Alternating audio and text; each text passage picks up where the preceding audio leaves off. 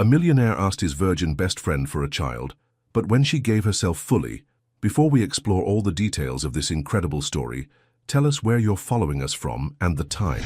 Subscribe to the channel so you don't miss a thing, and let's embark on this journey together. He never thought 35 would feel like an ending, until today. The elevator's soft hum filled the silence as Ashton Reeves descended from the 42nd floor of the medical center. His fingers absently straightened his navy tie, a nervous habit he'd developed in boardrooms, now surfacing in a place where money couldn't buy the answers he wanted to hear. 6 months, maybe less, Dr. Langston had said, sliding the test results across the mahogany desk like a business proposal gone wrong. The hormonal imbalance is progressing faster than we anticipated. Your fertility window is closing, Mr. Reeves. Ashton had nodded then, the same composed nod he'd perfected through hostile takeovers and million-dollar negotiations. But now, alone in this descending box of steel and glass, something inside him felt hollow. The lobby's marble floors echoed with his measured steps as he made his way toward the revolving door. Outside, Seattle's autumn rain painted the city in shades of gray that matched his mood. He pulled out his phone, thumb hovering over his assistant's contact. Cancel the Portland meeting. Reschedule the investor call. Instead, he found himself dialing a different number, one he'd memorized at 17 and never forgotten. Leora. Her voice came through warm and slightly breathless, probably rushing between the library stacks. Ash? You sound different. What's wrong? 20 years of friendship had taught her to read the spaces between his words. She'd always been able to do that, see through the walls he'd built so carefully around himself. Can we meet? Tonight? He paused, watching the rain streak down the floor-to-ceiling windows of his building's lobby. I need to talk to someone who actually knows me. A brief silence, then her gentle laugh, the same one that had gotten him through his father's funeral, his first business failure, and countless nights when success felt lonelier than failure ever had. Of course, the usual place? Benedetto's Cafe, their spot since college. Tucked away in Capitol Hill, where the coffee was strong and the conversations were real. Where Ashton Reeves' hotel mogul could just be Ash, the kid who'd shared his lunch money with a quiet girl who always brought books instead of friends. 3 hours later, Ashton sat in their corner booth watching Leora navigate through the evening crowd.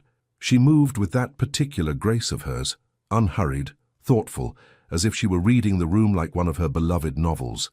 Her dark skin glowed under the cafe's warm lighting, and her natural hair was pulled back in a style that somehow looked both professional and effortlessly beautiful. She slid into the seat across from him, her brown eyes immediately searching his face. You look like you've seen a ghost. Maybe I have. He wrapped his hands around his coffee mug, drawing warmth from the ceramic. How do you ask someone to give you something they can't get back? Leora tilted her head, that familiar crease appearing between her eyebrows. What are you talking about, Ash? He took a breath that felt like diving off a cliff. I'm losing time, Leora. My body is failing me, and I need to ask you something that's going to sound insane. She leaned forward, her voice dropping to that gentle tone she used with anxious students at the library. Try me. I want a child. The words came out raw, unpolished, but not with a stranger, not through some clinical process with donors and contracts. I want... He met her eyes, seeing his own vulnerability reflected there. I want it to be with someone who matters, someone who knows that beneath all this success I'm still just the scared kid who couldn't save his dad. Leora's hand moved slightly toward his on the table, then stopped. Ash, I know how it sounds. I know what I'm asking. His voice cracked slightly, years of emotional control finally showing fractures. But you're the only person who's ever looked at me and seen something worth saving.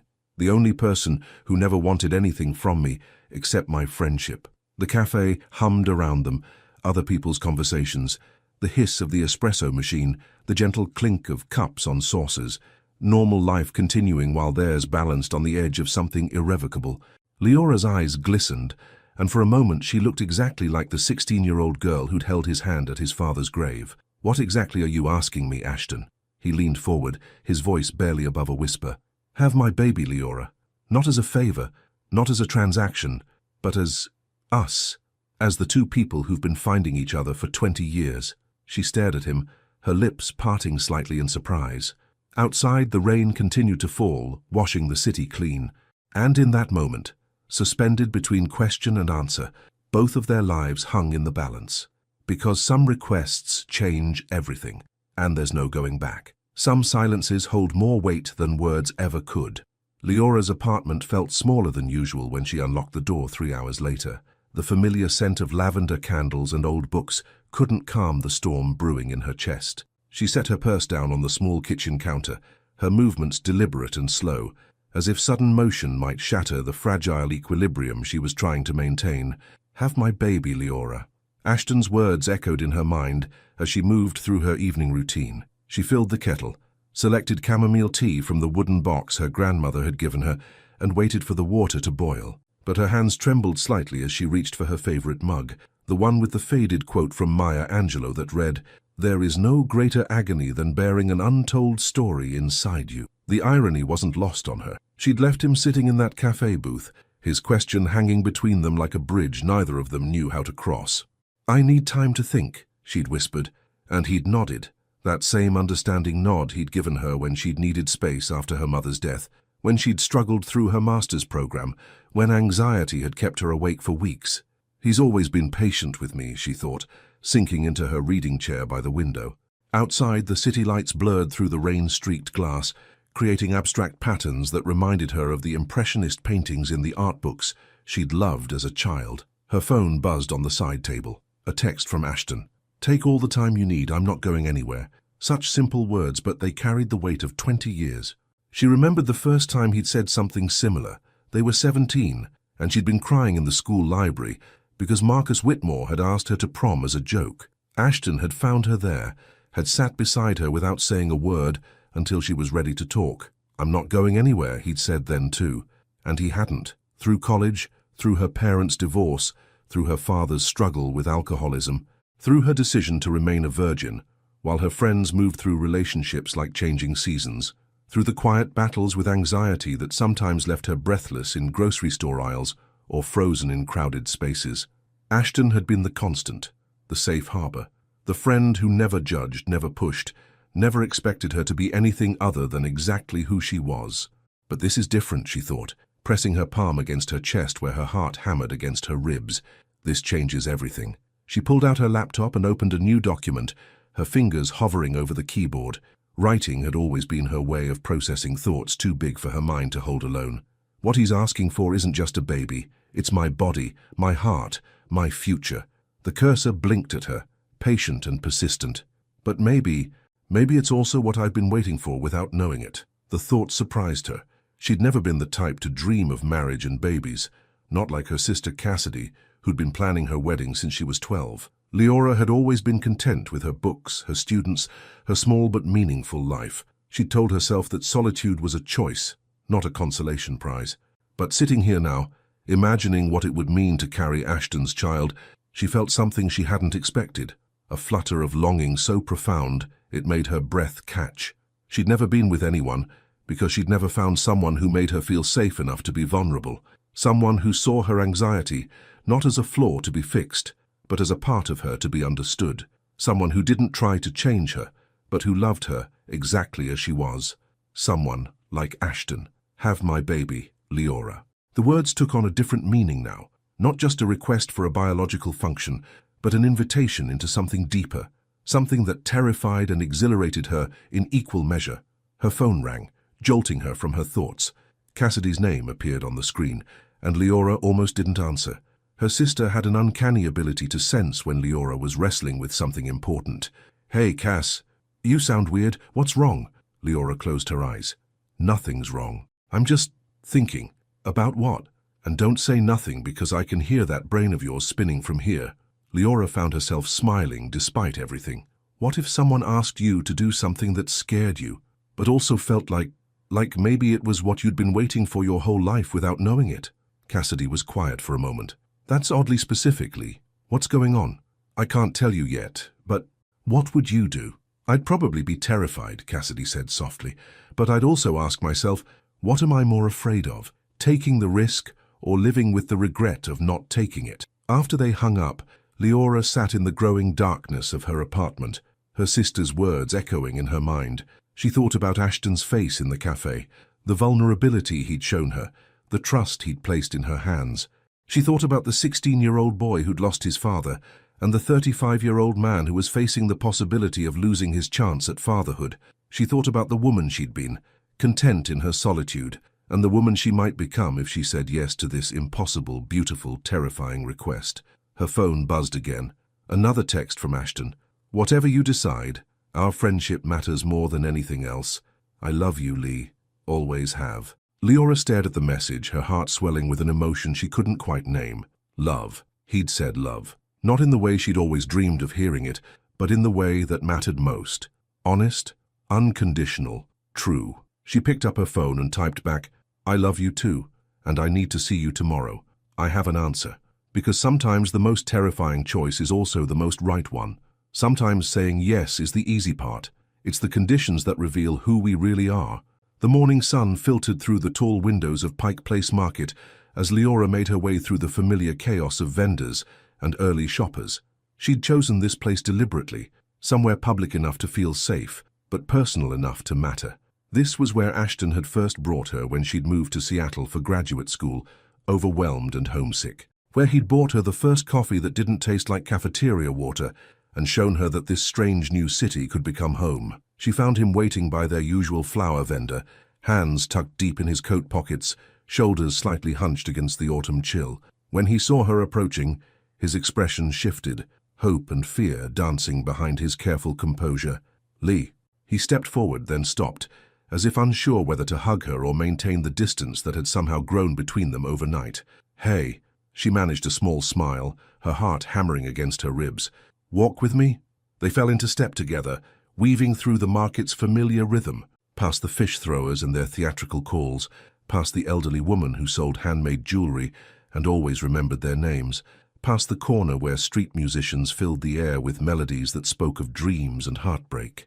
"I didn't sleep last night," Leora said finally, breaking the careful silence between them. "Neither did I." Ashton's voice was quiet, almost lost in the market's symphony of sounds. They paused near the overlook where Elliott Bay stretched out before them, grey-green and endless.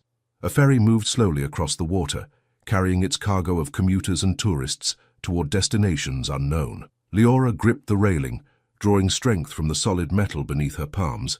"I keep thinking about what you said, about asking someone for something they can't get back." She turned to face him, studying the familiar planes of his face. The strong jaw that had first caught her attention in their high school literature class, the deep-set eyes that had seen her through every major moment of her adult life. "But I think you're wrong about something." Ashton's eyebrows drew together slightly. "What do you mean?" "You said you wanted someone who matters, someone who knows you." Leora took a breath that tasted of salt air and possibility.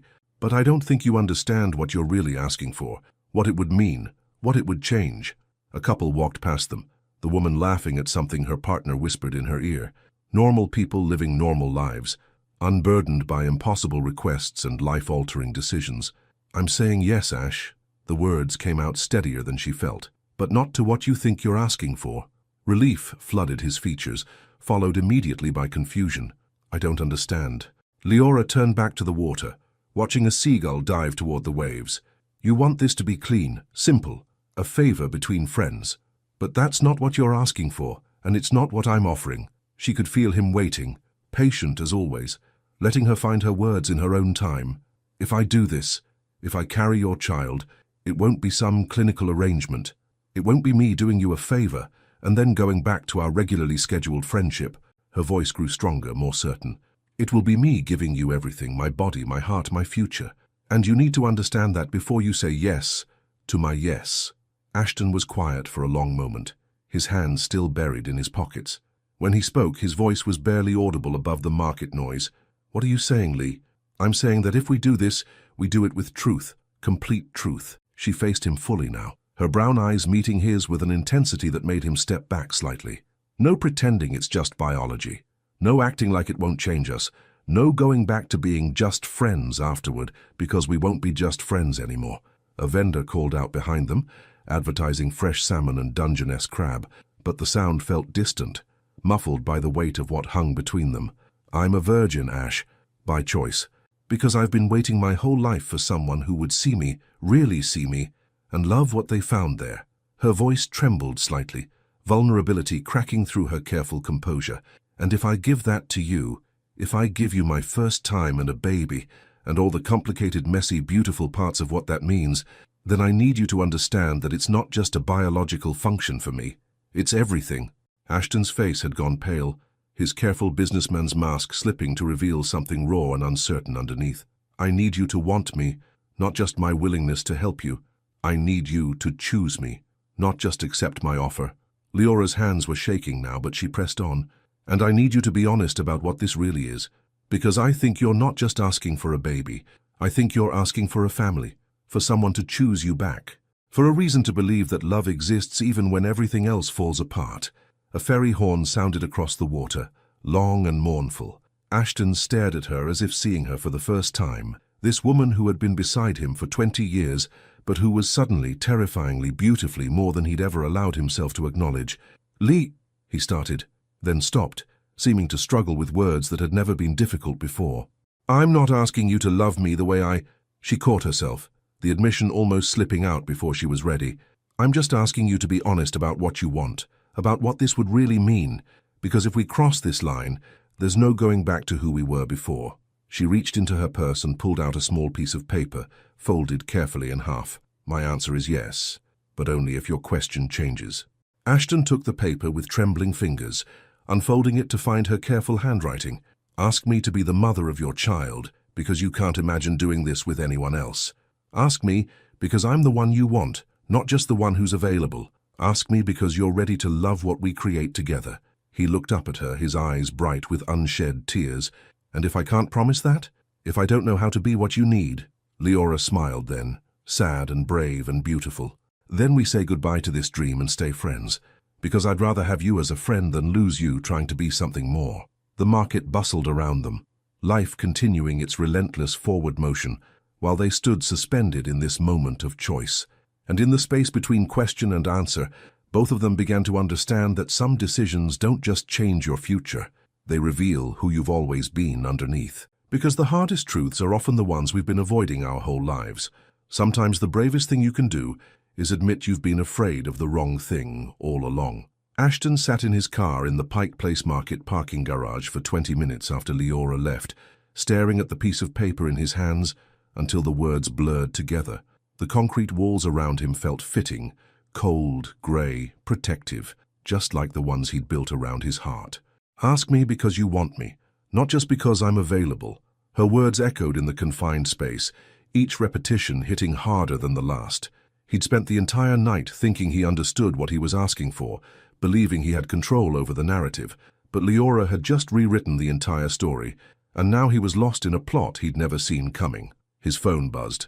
A text from his assistant. Henderson meeting moved to 3 p.m. Portland investors confirmed for Thursday. Business. Numbers. Contracts. Things that made sense, that followed logical patterns, that didn't require him to excavate parts of himself he'd buried so deep he'd forgotten they existed. But instead of responding to the text, he found himself driving toward a destination he hadn't visited in 3 years. Lakeview Cemetery sprawled across the hillside like a quiet city of memories. Ashton parked near the familiar oak tree and walked the path he could navigate, blindfolded. Section 7, Row M, Plot 15. The headstone was simple, elegant, just like the man it memorialized, Thomas Reeves, beloved father. Love is not what you say. Love is what you do. Ashton knelt beside the grave, brushing away a few fallen leaves from the granite surface. Hey, Dad. I know it's been a while. The wind rustled through the trees, carrying the scent of autumn and the distant sound of traffic from the interstate. Normal life continuing while he sat here trying to figure out how his own had become so complicated. I think I've been lying to myself. The words came easier than expected, spoken to stone and sky, and the memory of a man who'd never judged him for his failures. About what I want, about what I'm afraid of, about Leora. He remembered the last real conversation he'd had with his father, 3 days before the heart attack that stole him away. They'd been sitting on the back porch of the family home, watching teenage Ashton mow the lawn with more enthusiasm than skill. That Fielding girl, his father had said, sipping coffee from his favorite mug. She's good for you. She's just a friend, Dad. Thomas had smiled, that knowing smile that had always made Ashton feel transparent. Son, the best marriages start with friendship, and the worst ones start with everything else. We're 17, nobody gets married at 17.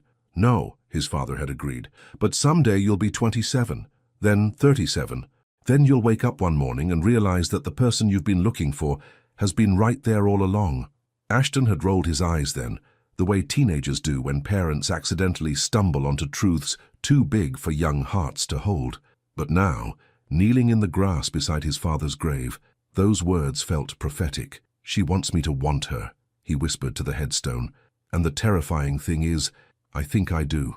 I think I always have. I just convinced myself it was safer to keep her as a friend." A couple walked past on the main path, holding hands and speaking in hushed tones. Ashton watched them pause at a grave several rows over, the woman placing a single white rose beside a headstone before they continued on.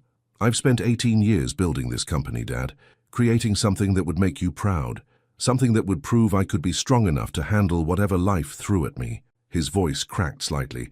"But I don't know how to be strong enough for love, not the real kind, not the kind that requires me to trust someone with the parts of me that are still broken."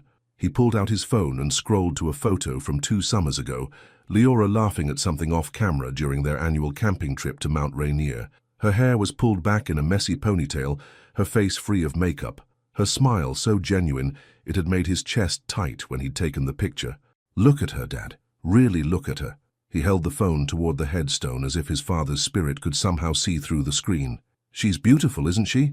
Not just her face, though God knows she takes my breath away, but her mind. Her heart.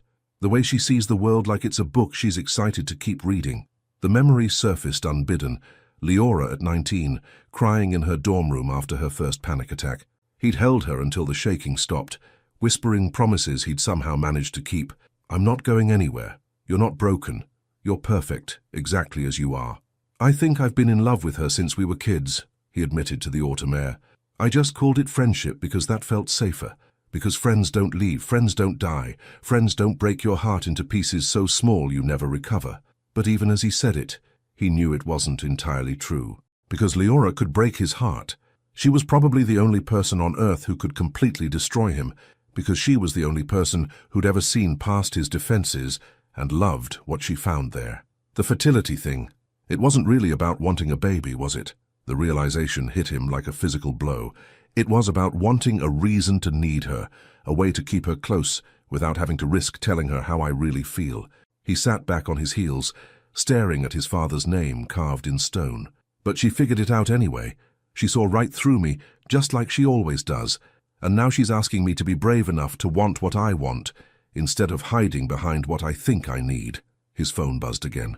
Another business text, another reminder of the life he'd built, brick by careful brick, each one designed to protect him from exactly this kind of vulnerability. But as he looked at that photo of Leora laughing in the mountain sunlight, Ashton realized that all his success, all his careful planning, all his protective walls meant nothing if he was too afraid to fight for the only thing that had ever really mattered. "I need to tell her the truth, don't I?" He traced his finger along the edge of his father's headstone. "All of it. Even the parts that scare me. Especially those parts."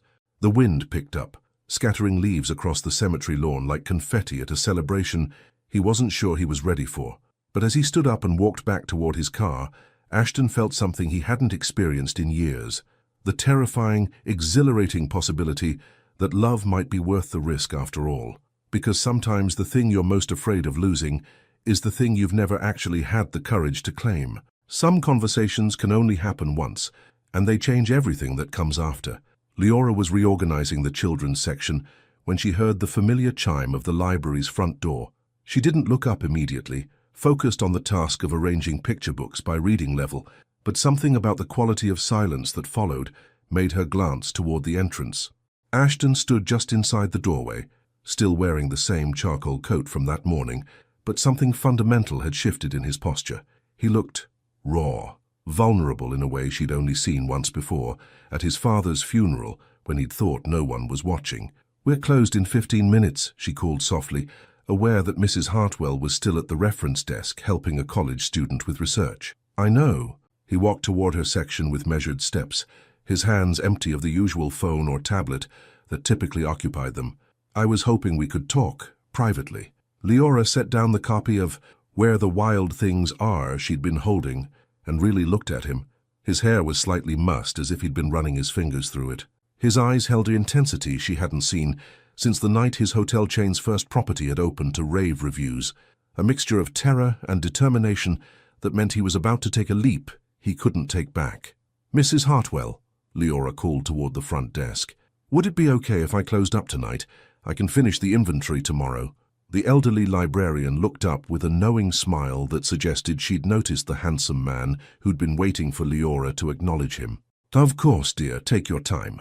Within minutes they were alone among the towering shelves, and the comfortable silence that libraries seem to cultivate like a living thing. Ashton followed Leora to her favorite alcove near the back, a small reading area with 2 armchairs and a window that overlooked the school's courtyard. "You went to see him, didn't you?" Leora settled into her chair, tucking one leg beneath her. "Your dad?" Ashton paused in the act of sitting down. "How did you get this look? Like you've been having a conversation with someone who can't talk back, but somehow still gave you the answers you needed." She studied his face with the careful attention she usually reserved for her favorite novels. "It's the same look you had after you decided to expand the hotels to Portland, and when you finally stopped blaming yourself for not being there when he died." He sank into the opposite chair, shaking his head with something that might have been amazement. 20 years and you still see things I don't even realize I'm showing.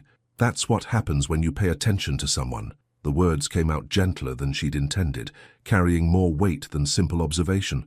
"So what did he tell you?" "Your dad." Ashton was quiet for a long moment, his gaze fixed on something beyond the window, where the last of the autumn light was fading into dusk. When he spoke, his voice was barely above a whisper, "that I've been lying to myself about what I want, about what I'm afraid of." He looked at her directly then, and she saw something in his eyes that made her breath catch. "About you."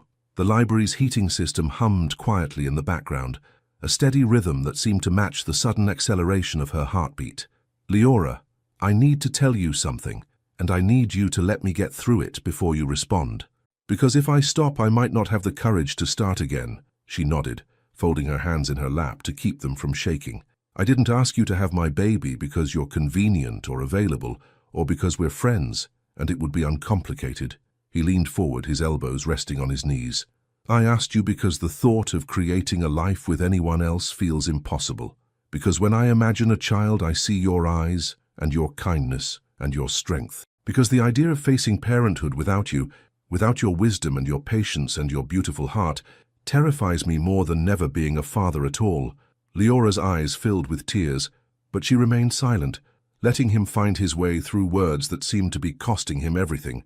"I think I've been in love with you since we were 17 years old, sitting in AP English, arguing about whether Elizabeth Bennet was too good for Mr. Darcy."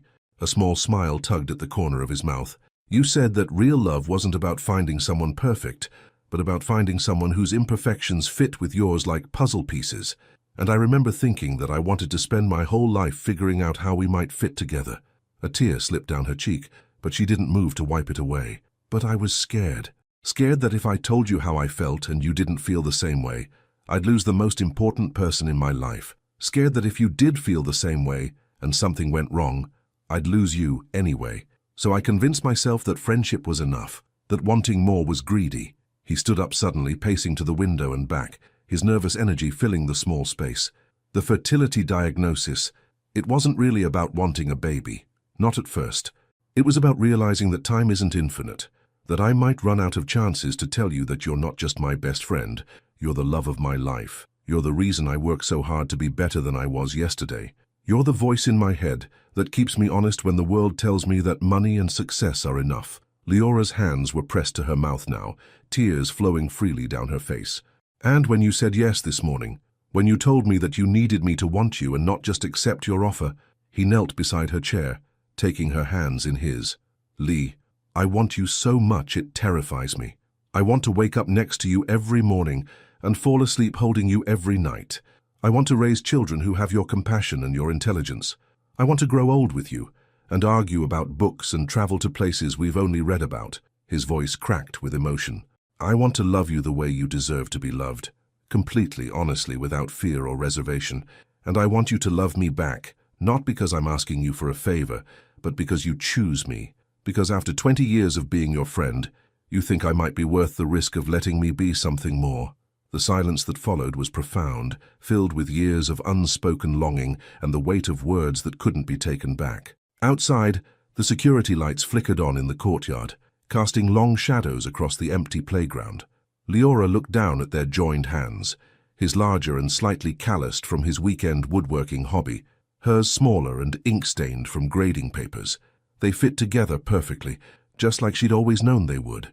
"Ashton," she whispered, her voice thick with tears and something that sounded like wonder. "Are you asking me to marry you?" He lifted her hands to his lips, pressing a gentle kiss to her knuckles. "I'm asking you to let me spend the rest of my life proving that you made the right choice when you said yes to loving me. Because some truths are worth waiting 20 years to speak, and a lifetime to live. Some moments are so perfect they feel stolen from someone else's life, until you realize they're yours to keep." Leora's apartment had never felt smaller or more sacred than it did that evening. She moved through the familiar space with new awareness, acutely conscious of Ashton following behind her, of the way the lamplight caught the gold flecks in his eyes, of how her hands trembled slightly as she set down her keys. "I should make tea," she said, then immediately felt foolish. They'd just declared their love for each other in the library, and she was worried about beverages. "Lee," his voice was soft, patient. "Look at me." She turned from the kitchen counter where she'd been unnecessarily arranging items that were already perfectly organized. Ashton stood in her living room, surrounded by the bookshelves that held her most treasured stories, and he looked like he belonged there, like he'd always belonged there. "Are you nervous?" he asked. The question was so gentle, so understanding, that it broke through her anxiety like sunlight through clouds. "Terrified," she admitted with a shaky laugh, "but not for the reasons you might think." He moved closer, stopping just within arm's reach, but not touching her yet, giving her space to breathe, to think, to choose. "Tell me, I'm not afraid of you. I'm not even afraid of what happens next." She gestured vaguely toward her bedroom, her cheeks warming. "I'm afraid of how much I want this, how much I want you. I've spent 29 years being careful, being safe, being the girl who plans everything and never takes risks. And now I feel like I could jump off a cliff just to feel what it's like to fly." The words tumbled out in a rush.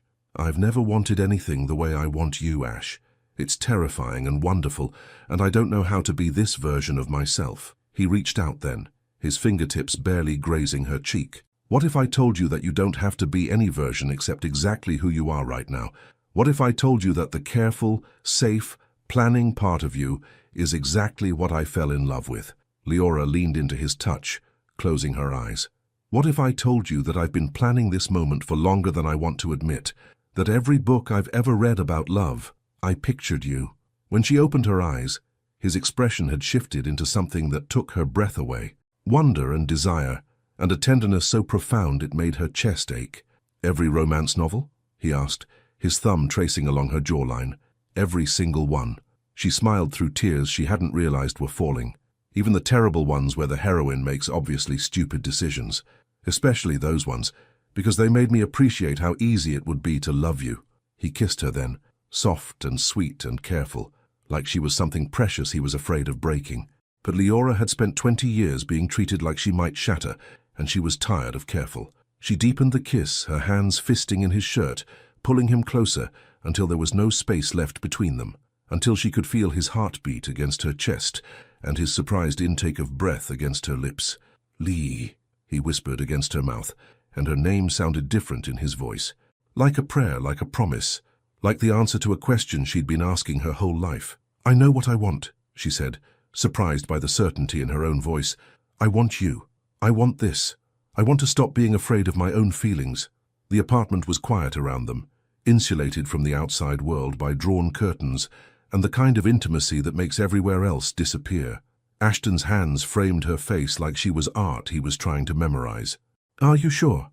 Instead of answering with words, she took his hand and led him toward her bedroom, switching on the small bedside lamp that cast everything in warm, golden light. Her room was simple: white linens, a few framed photos, books stacked on the nightstand. But with Ashton standing in the doorway, it felt transformed into something magical. "I've imagined this," she said, turning to face him. "Not just tonight, but us, together. A real relationship, waking up next to you, fighting about what to watch on Netflix, meeting your business partners and having them wonder how someone like you ended up with someone like me." "Someone like you?" His eyebrows drew together. "Lee, you realize you're extraordinary, right? You're brilliant and kind and beautiful, and strong enough to handle my anxiety attacks when hotel deals go wrong. Any business partner who meets you is going to wonder how someone like me got lucky enough to deserve you." She started to protest, but he silenced her with another kiss, this one deeper, more urgent. His hands tangled in her hair, and she could taste the coffee he'd had that morning, could smell the familiar scent of his cologne mixed with something uniquely him. When they broke apart, both breathing hard, Leora reached for the hem of her sweater. Her movements were deliberate, unhurried, her eyes never leaving his face as she pulled the soft fabric over her head and let it fall to the floor. Ashton's gaze was reverent, worshipful. "Godly, you're so beautiful. You don't have to say that. I'm not saying it because I have to." His voice was rough with emotion. "I'm saying it because it's true, because I've been trying not to notice how beautiful you are for 20 years, and tonight I finally get to tell you." She reached for him then, her fingers working at the buttons of his shirt with a confidence that surprised them both. Each piece of clothing that fell away felt like shedding old skin, old fears, old versions of themselves that had been too afraid to want what they wanted. When they finally came together, skin against skin, heart against heart, it was with a tenderness that made Leora understand why she'd waited, why every other possibility had felt wrong, why her body had known, even when her mind hadn't, that this was what love was supposed to feel like. "I love you," Ashton whispered against her throat, and the words vibrated through her like music.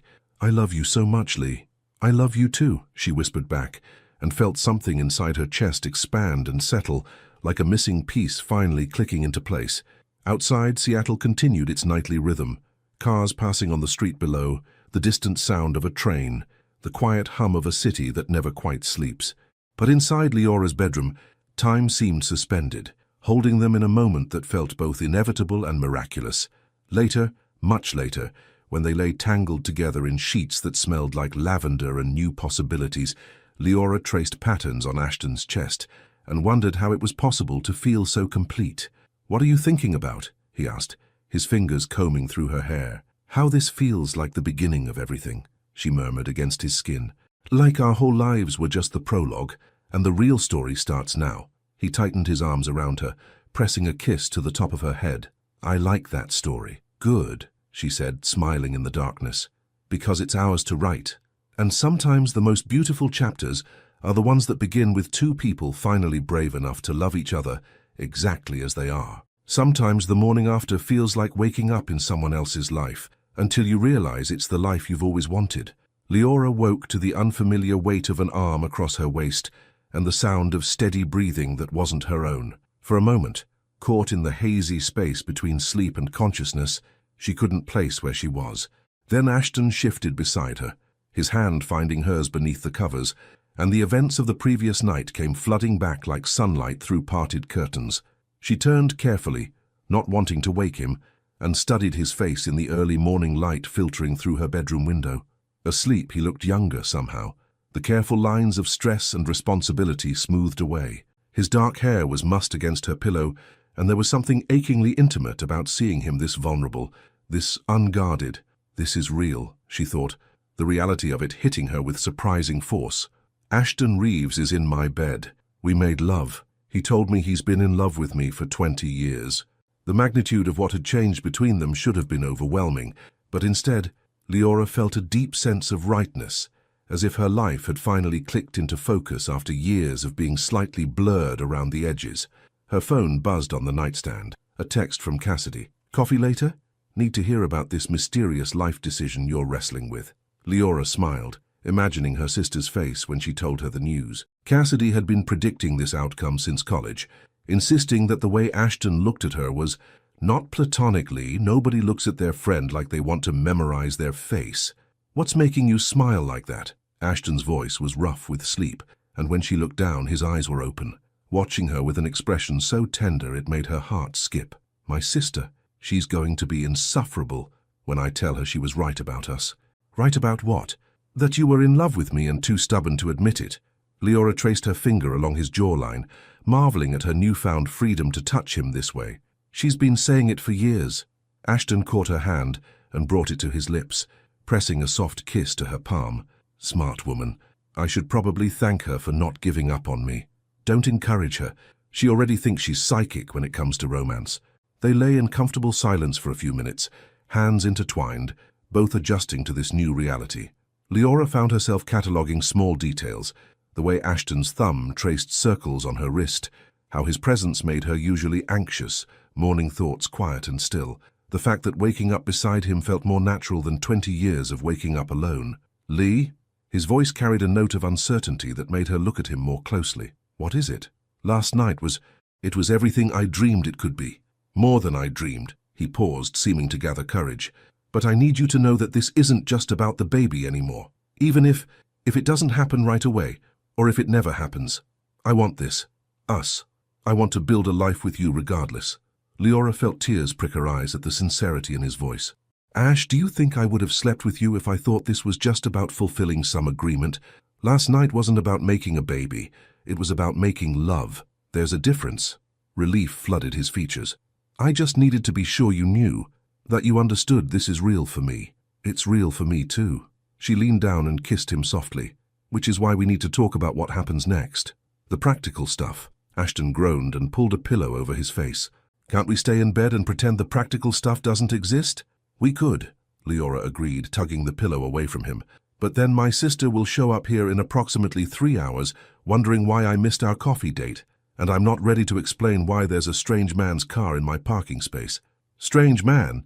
Ashton raised an eyebrow. "I've been in your life for 20 years. I think that disqualifies me from strange." "Fine. Why, there's a devastatingly handsome hotel mogul in my bed who I'm secretly in love with." "Secretly?" He sat up, his hair sticking up at impossible angles. "I thought we were past secrets." Leora laughed, reaching up to smooth his hair down. "You know what I mean. We need to figure out how to tell people how to navigate this change. Whether you're going to keep your apartment or if we're going to move in together." The question hung in the air between them, loaded with possibility and the weight of decisions that would reshape both their lives. "I mean, eventually. Maybe, if you want to." Leora felt heat creep up her neck. "God, I sound like I'm 17. You sound like someone who's trying to figure out how to blend 2 separate lives into one shared one." Ashton took her hands, his expression serious. "And for the record, yes, I want to move in together. I want to wake up next to you every morning and fall asleep holding you every night. I want our books mixed together on the same shelves and our coffee mugs in the same dishwasher. Your apartment is probably 3 times the size of mine, so we'll live in my apartment, or we'll find a new place together, or we'll buy a house with a big yard for the kids we might have someday." He shrugged, as if these weren't monumental life decisions. "The details don't matter as much as the fact that we want the same thing." Leora stared at him, amazed by his certainty. "How are you so calm about this? 12 hours ago we were friends, and now you're talking about buying houses together." "Lee, 12 hours ago I was a man who'd been in love with his best friend for 20 years and was too afraid to do anything about it. Now I'm a man who gets to love her openly. The only thing that's changed is that I don't have to hide it anymore." A car door slammed outside, followed by the sound of footsteps on the stairs leading to her apartment. Leora's eyes widened in recognition of the particular rhythm of those footsteps. "Oh no, oh no, no, no." She scrambled out of bed, grabbing her robe from the hook behind the door. "That's Cassidy. She has a key. She's coming up here." Ashton sat up straighter, suddenly alert. "Your sister is here? Now?" She probably got worried when I didn't answer her text. Leora was frantically trying to make the bed look less obviously slept in by 2 people. "Quick, get dressed. Act natural." "Natural?" Ashton was already reaching for his scattered clothes. "Lee, there's no version of natural that explains why I'm here at 7 in the morning wearing yesterday's clothes." The sound of a key in the front door lock made them both freeze. "Leora, you better not be dead in there because I brought pastries and I'm not eating them alone." Cassidy's voice carried through the apartment, getting closer. Leora looked at Ashton, who was hopping on one foot trying to get his pants on, and started laughing. The kind of helpless, hysterical laughter that comes when life becomes too absurd to process any other way. "What's so funny?" he whispered urgently. "Us. This. The fact that we just declared our love and now we're about to get caught like teenagers by my sister." She kissed him quickly, tasting coffee and promises on his lips. "Welcome to the reality of loving me, Ashton Rives. It comes with family interference." A knock on the bedroom door made them both jump. "Lee, why is there a BMW in your parking spot? And why do I smell cologne that definitely doesn't belong to you?" Leora looked at Ashton, who had managed to get mostly dressed and was now attempting to finger comb his hair into something resembling respectability. She took a deep breath and opened the bedroom door. "Hi, Cass, I can explain everything. Because sometimes love means facing the music, even when the orchestra shows up earlier than expected. Sometimes the people who know you best are the ones who see your happiness before you even realize you're wearing it." Cassidy Fielding stood in the doorway of her sister's bedroom, taking in the scene before her with the sharp eyes of someone who'd been predicting this exact moment for the better part of a decade. Her gaze moved from Leora's flushed face to Ashton's hastily dressed form to the unmistakably rumpled bed behind them. A slow smile spread across her face. "Well, well, well." She crossed her arms, leaning against the doorframe with the satisfied expression of someone whose conspiracy theories had just been validated. "Ashton Reeves, I was wondering when you'd finally stop being an idiot." "Cassidy," Leora warned, her voice carrying the particular tone sisters use when they're about to die of embarrassment. "What? I'm just saying what everyone's been thinking for years." Cassidy's smile widened as she looked between them. "Mum owes me $50, by the way. She bet it would take until you were both 40. Ashton ran a hand through his hair, looking like he wasn't sure whether to laugh or flee. "Your family bets on your love life?" "Oh, honey," Cassidy said, walking fully into the room and settling herself on the edge of the bed like she owned the place. "My family has been betting on your love life. We've had a pool running since Lee's college graduation. Uncle Jerome had money on you two eloping in Vegas.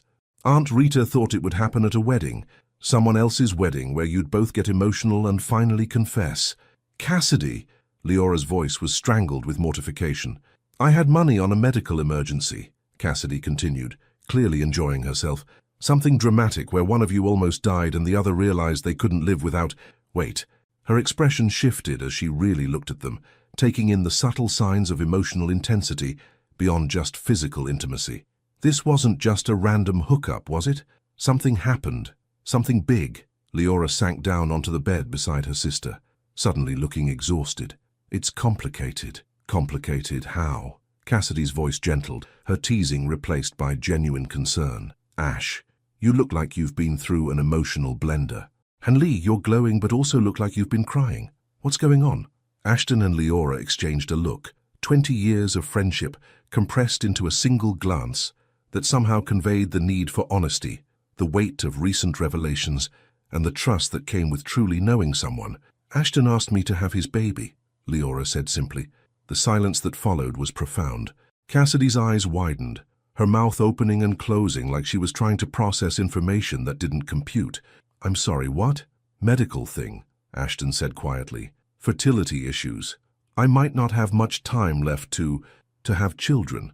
And Lee is the only person I trust enough to ask." "And you said yes?" Cassidy turned to her sister, her voice climbing toward the upper registers of disbelief. "I said yes, but with conditions." Leora's cheeks were pink, but her voice was steady.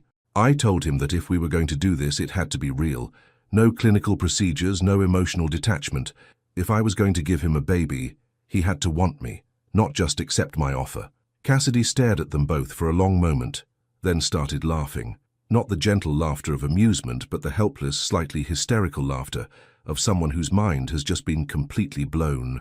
Oh my God, Lee. You basically forced him to confess that he's in love with you by agreeing to have his baby. That's either the most romantic thing I've ever heard or the most manipulative, and I honestly can't decide which."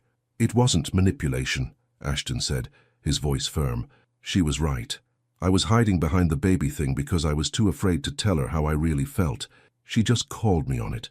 "And how do you really feel?" Cassidy asked, her expression shifting into protective older sister mode. Ashton looked at Leora, his expression so tender it made Cassidy's chest tight. "I'm in love with her. I've been in love with her since we were kids. She's the best person I know, and I want to spend the rest of my life trying to deserve her." "Good answer." Cassidy nodded approvingly. "Lee, how are you feeling about all this?" Leora reached for Ashton's hand, intertwining their fingers with a naturalness that spoke of comfort and choice. "Like I've been waiting my whole life for him to see me the way he looked at me last night. Like everything that happened before was just preparation for this." "And the baby thing? We'll see what happens," Leora said softly. "But even if it doesn't happen right away, or ever, we want to be together." "The baby was just the catalyst that made us both brave enough to admit what we wanted." Cassidy was quiet for a moment, studying their joined hands, the way they unconsciously leaned toward each other, the soft happiness that seemed to radiate from both of them despite the complexity of their situation. "You know what's funny?" she said finally. "I always thought when this moment came I'd want to give you both a hard time. Make Ashton sweat a little. Make sure he knew how precious Lee is. Do the whole protective sister thing." "And now?" Ashton asked.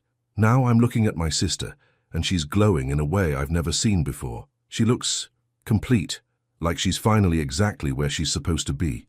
Cassidy smiled, tears gathering in her eyes. "And you, Ashton Rives, look like someone just handed you the keys to paradise, and you can't quite believe you get to keep them." She stood up, smoothing down her jacket with sudden briskness. "So here's what's going to happen. I'm going to go downstairs and make coffee for all of us, while you two get properly dressed and figure out how you want to tell the rest of the family. Mom's going to cry, Dad's going to want to have the talk with Ashton about treating his daughter right, and Uncle Jerome is going to be disappointed that you didn't elope in Vegas." She paused at the doorway, looking back at them with an expression that mixed joy and satisfaction and deep, abiding love. "But mostly, everyone's going to be happy, because we all love you both, and we've all been waiting for you to figure out that you belong together." After she left, Ashton and Leora sat in the sudden quiet of the bedroom, hands still clasped, processing the whirlwind of the last few minutes. "Your family bets on our love life," Ashton said finally. "Apparently so." Leora squeezed his hand. "Are you okay with that? With them? They can be a lot." Ashton brought their joined hands to his lips, kissing her knuckles gently. "Lee, I've wanted to be part of your family since I was 17 years old. The fact that they've been rooting for us just makes it better." From downstairs they could hear Cassidy moving around the kitchen, the familiar sounds of coffee being made and pastries being arranged. Normal morning sounds that somehow felt different now, weighted with the promise of new traditions, new routines, new ways of being together. "Ready to go, face the music?" Leora asked. "With you, I'm ready for anything. Because sometimes the best love stories aren't just about two people falling for each other. They're about two people finding their way home. Sometimes the most life-changing moments come disguised as ordinary Tuesday mornings." 3 weeks later, Leora stood in the pharmacy aisle at Walgreens, staring at an array of pregnancy tests with the same intensity she usually reserved for selecting the perfect book for a struggling student. The fluorescent lights hummed overhead, and somewhere in the store a child was having a meltdown about candy, while their parent negotiated in increasingly desperate tones. Normal life continuing around her, while she held the possibility of everything changing in her hands. Her period was 5 days late. 5 days wasn't necessarily significant. Stress could cause delays, and God knew the last month had been emotionally intense enough to throw off anyone's cycle. She and Ashton had been living in a bubble of newfound love, splitting time between his downtown apartment and her cozy place, learning the rhythm of being together in ways that went beyond friendship. But 5 days was also long enough to hope. She grabbed 2 different brands of tests, better to be thorough, and made her way to the checkout counter, trying to look casual, as if buying pregnancy tests was something she did all the time, as if her heart wasn't hammering against her ribs with each step. The teenage cashier barely glanced at her purchases, more interested in the text conversation happening on his phone than in her life-altering purchases. "Have a nice day," he mumbled, handing her the bag. "You too," she wanted to say. "And thank you for your complete disinterest in the fact that I might be about to find out if I'm carrying the baby of the man I've loved for 20 years. Instead, she just nodded and walked out into the crisp October afternoon. Back in her apartment, Leora set the bag on her kitchen counter and stared at it like it might explode. Ashton was in Portland for the day, handling some issue with the hotel's new restaurant, and she was grateful for the solitude. This felt like something she needed to do alone first, to process whatever the result might be before sharing it with him. Her phone buzzed. A text from Ashton. "Miss you. Meeting running long but should be home by dinner. Love you. Home." He'd started calling her apartment home, and every time he said it, something warm unfurled in her chest. They'd been talking about finding a place together, somewhere bigger, somewhere that belonged to both of them. But for now her small space had become their sanctuary. She typed back, "Miss you too, safe travels, love you more." It was true. She did love him more with each passing day, in ways that surprised her with their depth and complexity. She loved the way he made coffee in the morning, humming unconsciously as he moved through her kitchen. She loved how he read over her shoulder when she was grading papers, occasionally offering gentle suggestions for her students. She loved the way he held her at night, like she was something precious he was afraid of losing. But mostly, she loved the way he looked at her now, without reservation, without the careful distance he'd maintained for 20 years, like she was exactly what he'd been searching for his whole life. The pregnancy tests felt heavier than they should when she finally picked up the bag and headed toward the bathroom. 2 pink lines. Leora sat on the edge of her bathtub, staring at the test in her hands, then at the second test she'd taken just to be sure. Both showed the same result, clear and unmistakable. Pregnant. She was pregnant with Ashton's baby. The magnitude of it hit her in waves. Joy, terror, excitement, anxiety, love so profound it made her chest ache, all of it swirling together into something too big for her small bathroom to contain. She was going to be a mother. Ashton was going to be a father. They were going to create a life together, a family born from friendship and love, and 20 years of growing toward this moment. Her hands shook as she set the tests on the counter and pulled out her phone. She started to dial Ashton's number, then stopped. This news deserved better than a phone call while he was stuck in a business meeting. It deserved a moment, a memory, something special they could look back on years from now when their child asked about the day they found out. Instead, she called Cassidy. "Lee, what's wrong? You sound weird. I need you to come over right now and bring champagne. The good stuff." "Champagne? It's 2 in the afternoon on a Tuesday. Are you having some kind of breakdown?" Leora laughed, the sound somewhere between tears and hysteria. "The opposite, actually. But I can't tell you over the phone. I need you here. I'm leaving work now. 20 minutes. Cassidy made it in 15, probably breaking several traffic laws in the process. She burst through the front door with a bottle of Dom Perignon and an expression of barely contained curiosity. "Okay, spill. What's going on? Did Ashton propose? Did you win the lottery? She stopped mid-sentence, her gaze falling on the pregnancy tests, still sitting on the bathroom counter, visible through the open door. "Oh my God. Oh my God, Lee. Are you—" Leora nodded, tears streaming down her face. "I'm pregnant, Cass. I'm actually pregnant." Cassidy dropped the champagne bottle onto the couch and swept her sister into a hug so fierce it nearly knocked them both over. "I'm going to be an aunt. Oh my God. I'm going to be the best aunt in the history of aunts. I'm going to spoil this baby so thoroughly you'll regret ever telling me." They cried together, laughing through the tears, holding each other in the way that only sisters can when life delivers something too beautiful to process alone. "Have you told Ashton?" Cassidy asked when they finally pulled apart. "Not yet. He's in Portland. I want to tell him in person. Make it special." "How are you going to do it?" Leora wiped her eyes, a smile tugging at the corners of her mouth. "I have an idea, but I'm going to need your help." That evening, Ashton came home to find his favorite takeout from the Thai place they'd discovered on their 3rd official date waiting on the kitchen table, along with candles and the good wine glasses they usually saved for special occasions. "This is nice," he said, kissing her hello with the easy affection that still made her heart skip. "What's the occasion? Can't I do something nice for my boyfriend without a reason?" "You absolutely can. I'm just suspicious because you're practically vibrating with nervous energy." He studied her face with the attention of someone who'd been reading her expressions for 20 years. "Lee, what's going on?" Instead of answering, she handed him a small, wrapped box. "I got you something. It's not my birthday. Just open it." Inside the box, nestled in tissue paper, was a small wooden picture frame.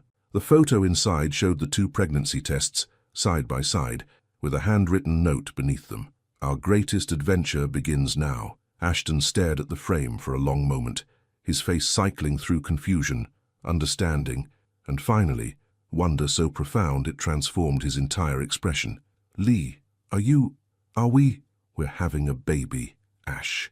The words came out in a rush of joy and tears. "I'm pregnant. We're going to be parents." He set the frame down carefully, as if it were made of spun glass, then pulled her into his arms with a gentleness that spoke of reverence and awe. "We're having a baby," he whispered against her hair, and she could hear the tears in his voice. "God, Lee, we're really having a baby." They held each other in the flickering candlelight, surrounded by the smell of pad thai and the weight of a future suddenly bright with possibility. And in that moment, Leora understood that some dreams don't just come true, they exceed every hope you ever dared to hold. Because sometimes the most ordinary moments become extraordinary when they're shared with the person you love most in the world. Some moments are so perfect they feel like destiny, finally catching up with your dreams. 6 weeks later, On a crisp December morning when Seattle was draped in the kind of fog that made the city look like a watercolor painting, Ashton woke up before his alarm and knew with absolute certainty that today was the day. He'd been carrying his grandmother's engagement ring in his jacket pocket for 2 weeks, waiting for the perfect moment. But as he watched Leora sleep beside him, one hand unconsciously resting on the small curve of her belly, where their baby was growing, he realized that perfection wasn't about grand gestures or elaborate plans. Perfection was this: morning light filtering through curtains, the woman he loved safe in his arms, and a future stretching ahead of them filled with possibilities he'd never dared to imagine. "Lee," he whispered, pressing a soft kiss to her shoulder. "Wake up, beautiful." She stirred, turning toward him with that sleepy smile that never failed to make his heart race. At 12 weeks pregnant, she was just beginning to show, and every day brought new wonder at the miracle they'd created together. "Morning," she murmured, her voice still thick with sleep. "What time is it?" "Early, but I have something I want to show you. If it involves leaving this bed, I'm not interested. Your baby is making me tired all the time." Your baby. She'd been saying that lately, as if the child growing inside her belonged to him alone, as if she were just the vessel rather than the woman giving them both the greatest gift of their lives. "Our baby," he corrected gently, the way he always did. "And yes, it involves leaving the bed, but I promise it'll be worth it." 20 minutes later, they were walking through Pike Place Market in the early morning quiet before the vendors opened, when the space belonged to delivery trucks and the occasional early jogger, rather than the usual chaos of tourists and shoppers. "Ash, what are we doing here?" Leora asked, her breath visible in small puffs of steam in the cold air. "Everything's closed." "Not everything." He led her toward their usual spot by the overlook, where Elliott Bay stretched out before them grey and endless under the winter sky. "You're being mysterious. I don't like mysterious before coffee. Trust me." And she did. After 20 years of friendship and 3 months of love that felt both brand new and ancient, trust was as natural as breathing between them. When they reached the railing where they'd stood that day when she'd said yes to his impossible request, Ashton stopped and turned to face her. His hands were shaking, not from the cold, but from the magnitude of what he was about to do. "Do you remember the first time we came here together?" he asked. "Of course. You were trying to make me feel better about moving to Seattle for grad school. I was homesick and overwhelmed, and you bought me coffee that didn't taste like dishwater and told me this city could become home if I let it. And was I right?" Leora looked around at the market beginning to wake up around them, at the city emerging from fog like something from a fairy tale, at the water reflecting the pale winter light. But mostly, she looked at him. "You were right about a lot of things." Ashton reached into his jacket pocket, his fingers closing around the small velvet box that had belonged to his grandmother, that had waited 60 years to find its way to the right woman. "I've been thinking about that conversation a lot lately, about home and what it means and how sometimes the thing you're looking for has been right in front of you all along." He dropped to one knee right there on the empty market plaza, pulling out the ring box as Leora's hand flew to her mouth in shock. "Leora Fielding, you've been my home since we were 17 years old. You've been my safe harbor, my conscience, my best friend, and now the love of my life. You're carrying our child, and every day I get to love you feels like a gift I don't deserve, but am grateful for anyway." Tears were streaming down her face now, and her free hand had moved to rest on her belly where their baby was growing. "I know we're doing everything backwards, baby first, proposal second. But I don't care about the order anymore. I just care about the promise, about choosing each other every single day for the rest of our lives." He opened the box, revealing a vintage Art Deco ring with a center diamond surrounded by smaller stones that caught the morning light like captured stars. "Will you marry me, Lee? Will you let me spend the rest of my life trying to be worthy of your love? Will you build a family with me and grow old with me and argue with me about books until we're 90? For a moment, the only sound was the distant cry of seagulls and the gentle lapping of water against the pier below. Leora stared down at him, this man who'd been beside her through every important moment of her adult life, who was now offering her forever. "You want to know something funny?" she said, her voice thick with tears and laughter. "What? I used to have dreams about this moment, about you proposing to me. But in my dreams, I was always so surprised, like I never saw it coming." She wiped her eyes with the back of her hand. "But standing here now, it doesn't feel like a surprise at all. It feels like the most natural thing in the world, like we've been moving toward this moment our entire lives." Is that a yes? Ashton Reeves, I have been saying yes to you in my heart for 20 years. Of course it's a yes. He slipped the ring onto her finger with trembling hands, then stood and pulled her into his arms, spinning her around as she laughed and cried simultaneously. Other people had begun to filter into the market, early vendors setting up their stalls, joggers completing their morning routes, and several stopped to applaud when they realized what they'd witnessed. "We're engaged," Leora whispered against his lips when he finally set her down. "We're engaged," he confirmed, his voice full of wonder. "And we're having a baby. And we're going to live happily ever after. That's a pretty big promise. Good thing we have the rest of our lives to keep it." They stood there holding each other as Seattle woke up around them, as the fog lifted to reveal a city painted in shades of possibility, as their future stretched ahead, bright and beautiful, and theirs. "So when do you want to get married?" Ashton asked. Leora looked down at the ring on her finger, then up at the man who just promised her forever. "As soon as possible. I've waited 20 years to be your wife. I don't want to wait any longer. Even if that means planning a wedding while pregnant. Especially because it means planning a wedding while pregnant. I want our baby to be born into a family that's already official. I want them to know from day one that their parents chose each other and chose them and built something beautiful together." Ashton kissed her then, soft and sweet and full of promises, while the market bustled to life around them, and their love story finally got the happy beginning it had always deserved, because sometimes the most beautiful endings are really just the start of something even more wonderful. 3 years later, some love stories don't end. They just keep getting more beautiful. The late afternoon sun filtered through the kitchen windows of their Magnolia home, casting golden light across the hardwood floors where 2-year-old Dylan Reeves was building an elaborate tower out of wooden blocks, his dark curls, so much like his father's, falling into his eyes as he worked with the serious concentration that only toddlers could muster. Leora stood at the kitchen island, one hand resting on her rounded belly where their second child was growing, watching her son and feeling that familiar flutter of contentment that had become the soundtrack of her days. At 6 months pregnant, she was carrying this baby differently than Dylan, higher, smaller, and with none of the morning sickness that had made the first trimester with her son such a challenge. "Mama, look!" Dylan called out, pointing proudly at his creation. "Big tower. It's beautiful, baby. You're such a good builder." Through the window, she could see Ashton in the backyard, putting the finishing touches on the swing set they'd been working on together for the past month. He'd insisted on building it himself, claiming that store-bought playgrounds lacked soul. Watching him now, sleeves rolled up and hair mussed from a day of manual labor, Leora felt the same rush of love that had caught her by surprise 3 years ago and had only grown stronger with time. Marriage to Ashton had been everything she'd dreamed and nothing like what she'd expected. Easier in some ways, they'd known each other so well that the adjustment period most couples struggled with had been minimal. Harder in others, learning to balance his high-pressure business world with her quieter academic life, navigating the sleepless nights of new parenthood, figuring out how to be partners in every sense of the word rather than just best friends who happened to be in love. But through all of it, the foundation had remained solid. 23 years of friendship, 4 years of marriage, and the bone-deep certainty that they were exactly where they belonged. The front door opened, and Cassidy's voice carried through the house. "Where's my favorite nephew? Aunt Cass?" Dylan abandoned his blocks and ran toward the entryway on chubby legs, launching himself into his aunt's arms with the fearlessness of a child who'd never doubted he was loved. "And where's my favorite sister-in-law?" Cassidy appeared in the kitchen, with Dylan perched on her hip, looking radiant in the way that came from being 8 months into a pregnancy of her own.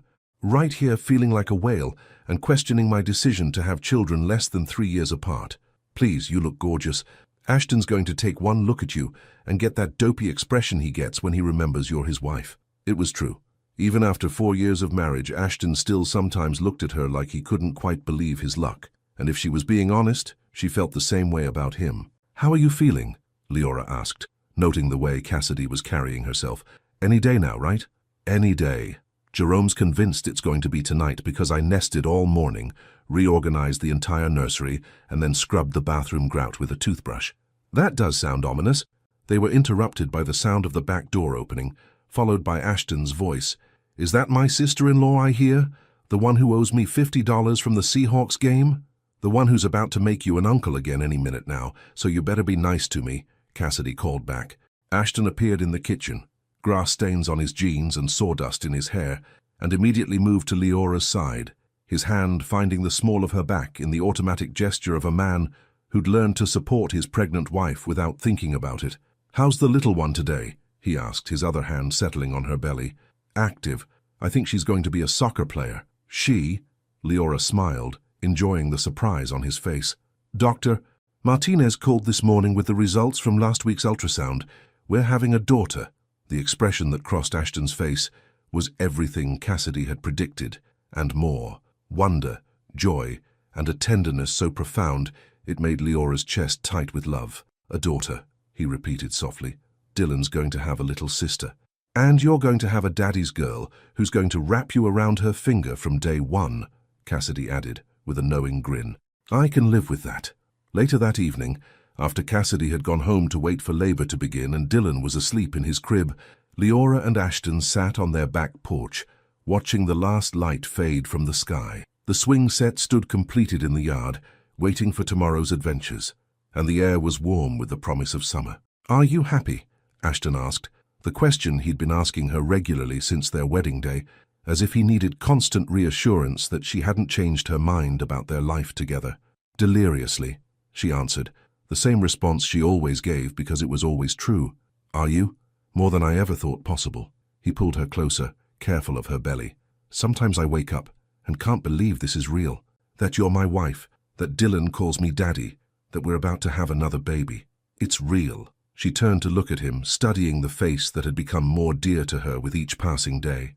"We're real. This family we built, it's real. I love you, Mrs. Reeves. I love you too, Mr. Reeves." They sat in comfortable silence as the stars began to appear overhead, two people who'd found their way to each other after 20 years of friendship and 4 years of marriage that felt like both forever and the beginning. Inside the house, Dylan stirred in his sleep, making the soft sounds that meant he was dreaming. In a few months there would be another crib in the nursery, another little voice calling for Mama and Daddy, another heartbeat adding to the rhythm of their family. "Do you ever wonder what would have happened if you hadn't gotten that diagnosis?" Leora asked suddenly.